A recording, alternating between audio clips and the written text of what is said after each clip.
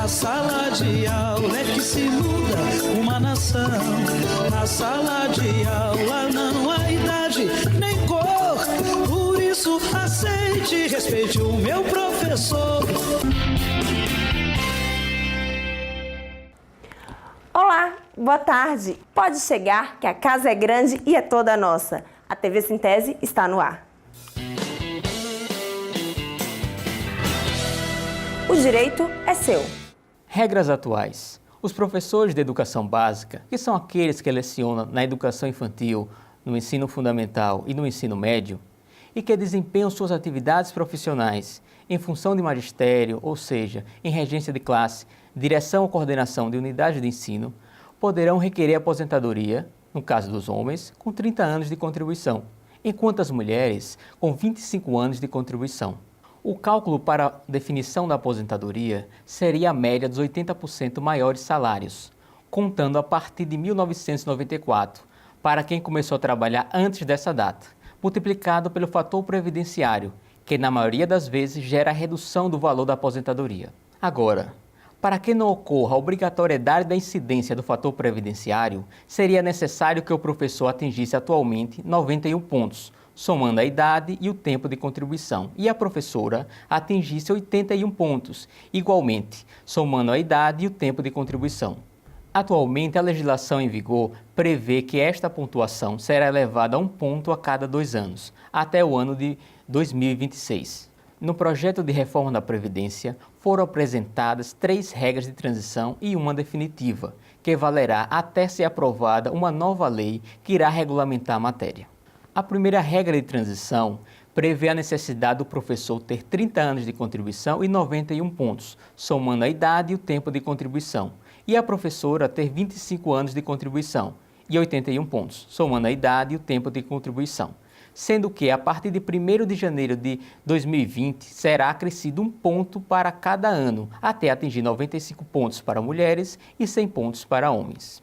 A segunda regra de transição prevê a necessidade do professor ter 30 anos de contribuição e 56 anos de idade, e a professora 25 anos de contribuição e 51 anos de idade, sendo que, a partir de 1º de janeiro de 2020, será acrescido 6 meses a cada ano, até atingir 60 anos para ambos. A terceira regra seria para trabalhadores em geral, sem a redução que existe para os professores. O trabalhador que faltasse menos de 2 anos para se aposentar teria que ter mais de 33 anos de contribuição se homem e mais de 28 anos de contribuição se mulher. Nesse caso, pagariam um pedágio de 50% do tempo que faltasse e poderiam se aposentar pela regra atual, com incidência do fator previdenciário. A regra definitiva seria 30 anos de contribuição e 60 anos de idade para professores e professoras, podendo ser reajustado estes requisitos a partir de 2024. O valor da aposentadoria seria 70% da média de contribuição a partir de 25 anos para a professora e a partir de 80% da média de contribuição a partir de 30 anos para os professores. Para atingir 100%, ambos teriam que contribuir por 40 anos. Além disso, a média de contribuição não seria mais as 80% maiores contribuições, e sim a média de todas as contribuições. Reduzindo o valor da média, os professores, mesmo que trabalhem por 40 anos, ainda assim terão valor de proventos de aposentadoria menor. Muito bem, chegamos ao final do quadro O Direito é Seu. Se você tiver alguma dúvida, entre em contato conosco através do site www.sintese.org.br. Boa tarde. O direito é seu. Estamos de volta e agora vamos bater um papo com o presidente do Sindicam, Silvio Sá. Boa tarde, Silvio, tudo bem? Boa tarde, Luana. Boa tarde, telespectadores do programa Sintese. A DESO dizem que é uma empresa lucrativa.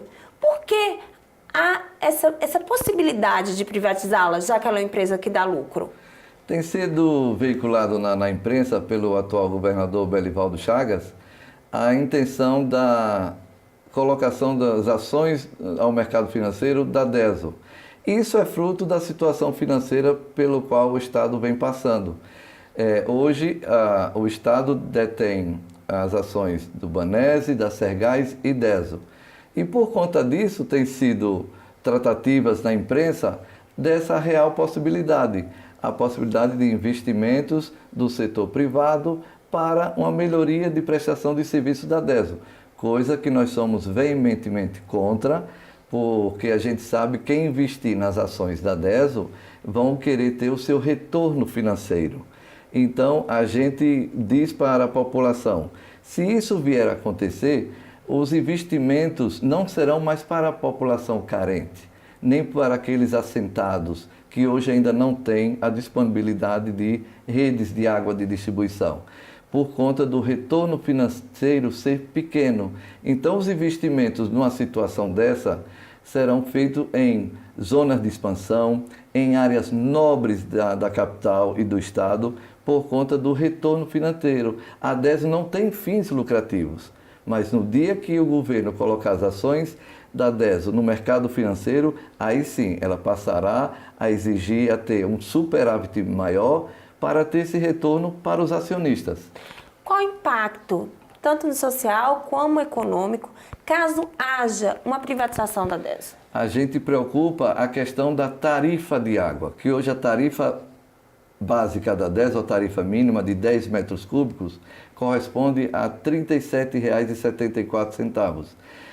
A tarifa social, que hoje toda a população carente de baixa renda, que está inserido no programa do governo federal em Bolsa Escola, Bolsa Família e que estejam adimplentes com a DESO, ela pode ser inserida na tarifa social. Essa família passará a pagar 50% a menos da tarifa mínima da DESO, ou seja, R$ 18,00 e poucos centavos por 10 mil litros de água, que dá para atender uma família de 5 pessoas mês. O que é que a gente diz a todo mundo? Estão querendo transformar a água em mercadoria. Um exemplo rápido e básico que a gente dá. Um garrafão de água mineral que tem 20 litros de água corresponde a algo em torno de R$ 8,00. 5 garrafões corresponde a 100 litros de água. 8 vezes 5, R$ 40,00. 100 litros de água mineral são mais caros que 10 mil litros de água que a DESO disponibiliza na porta de um usuário nosso. Veja a diferença. Sim. E para a tarifa da DESO chegar a esse valor, estão lá embutidos produtos químicos, energia, manutenção e folha salarial. E ainda assim é uma tarifa baixa. Nos locais onde o sistema de água e esgoto já foi privatizado, essa tarifa triplica. Vai para algo em torno de R$ 90,00, a tarifa mínima. E outra, vocês, usuários e telespectadores agora, peguem sua tarifa de energia e a sua conta de água. Se a DESO for privatizada, no primeiro mês, 3 impostos que hoje são inseridos na tarifa de energia, PIS, COFINS e ICMS, esses 3 impostos, a Energisa é privada, Sim. correspondem a 33%. Então, no primeiro mês que a DESO for privatizado, 33% de aumento automaticamente na primeira fatura nós teremos. Outro problema danoso. Silvio, eu quero agradecer a sua presença aqui conosco, dizer que a casa é sua, volte sempre. Muito obrigada. Eu é que agradeço a oportunidade, estou sempre aberto ao convite e à participação aqui no TV do programa do Sintese. Obrigada, Silvio. E o programa continua. Não saia daí. Vamos rodar uma vinhetinha e na volta nós conversamos com a presidenta do Sintese, professora Ivonete Cruz.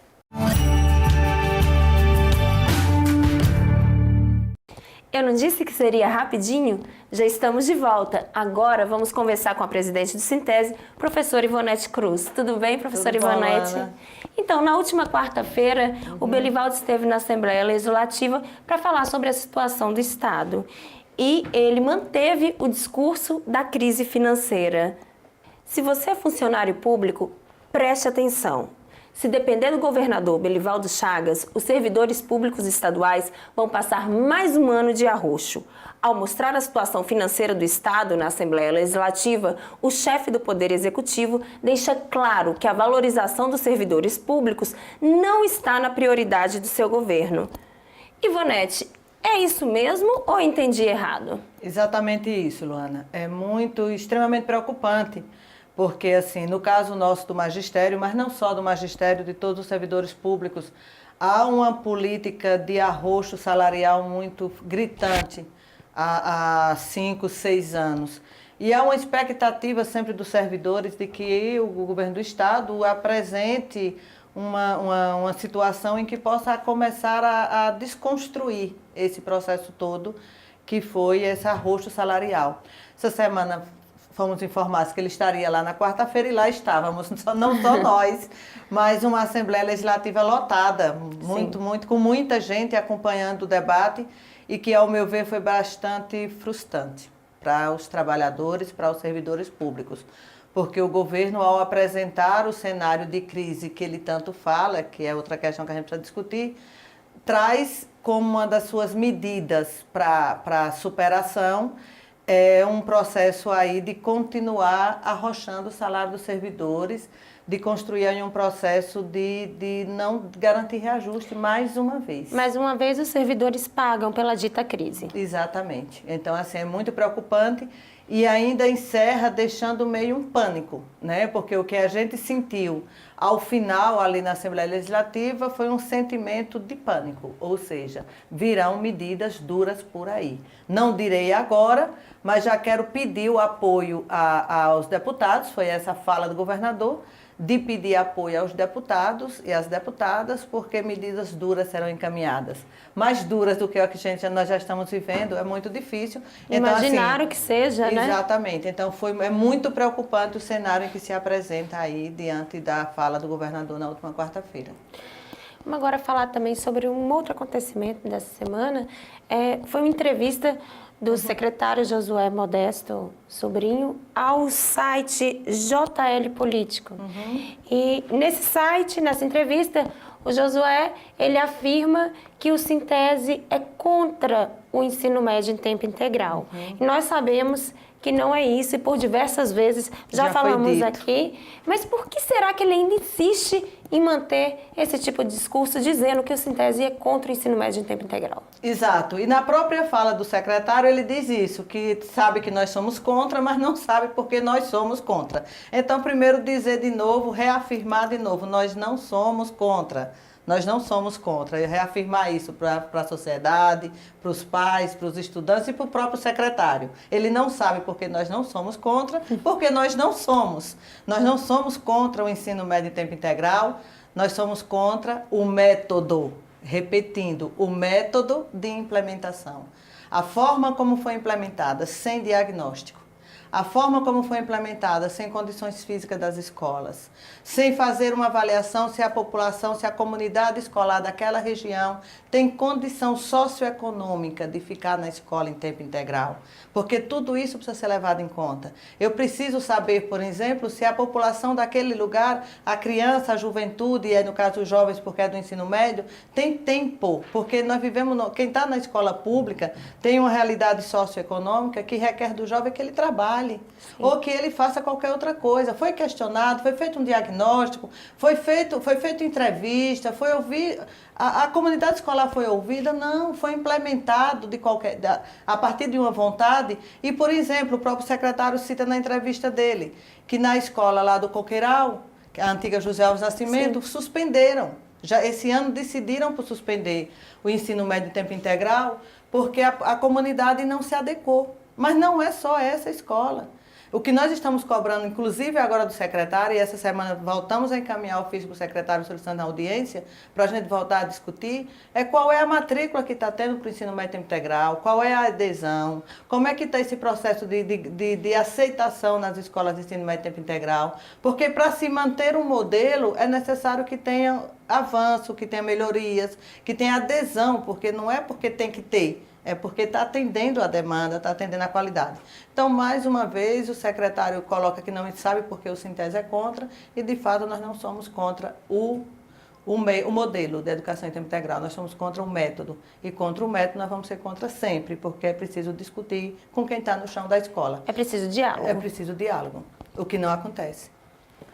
Agora quero pedir a você que preste atenção na frase que foi dita pelo secretário de Educação, Josué Modesto. Abre aspas. Nós precisamos rediscutir a carreira docente. Entendo que a bonificação por titulação, mestrado e doutorado faz sentido para a educação superior. Não sei se tem o mesmo sentido para a educação básica. Ivonete, parece que está tudo ao contrário. Como pode um secretário de educação dizer que não há sentido o professor da educação básica fazer mestrado e doutorado? Isso. Continuar sua educação. Pois é, essa foi outra frase também que eu fiquei que deixa a gente bastante preocupados, né? Como é que você está discutir nossa carreira, discutir a carreira do magistério é necessário e urgente. E tanto o secretário da Educação quanto o governo Belivaldo sabe disso, porque durante o governo passado, do qual o Belivaldo fez parte, e o secretário da Educação, o professor José Modesto Passos, fez parte também como secretário da Fazenda. Então, conhece bem como a carreira do magistério foi destruída. E nós temos uma carreira.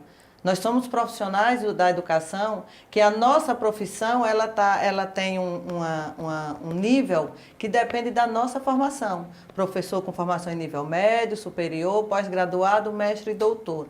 Nos causa bastante espanto que um professor da Universidade Federal de Sergipe, que trabalha com a formação docente, questione se um professor que está na educação básica necessita ter formação em mestrado ou em doutorado, porque no entendimento dele essa é uma formação exigida apenas para quem está no ensino superior. Isso é negar a importância que é para o professor da educação básica, para o professor que está no cotidiano, do ensinar e do aprender, da juventude, da criança, de todas as pessoas que estão na educação básica, que a formação dela não precisa ser uma formação que contemple o mestrado e doutorado. Ou seja, você que está na educação básica, sua formação pode ser limitada. Você chegando até a pós-graduação está bom demais, porque ter mestrado e doutorado é coisa para quem está lá nas universidades. Isso é algo assim inaceitável, porque a própria LDB coloca que o início da formação docente é o nível médio, mas o professor de formação da educação básica, ele pode ter PhD na sua área de conhecimento, o que impede isso? Agora, se eu tenho uma formação, eu preciso ser valorizada por tal.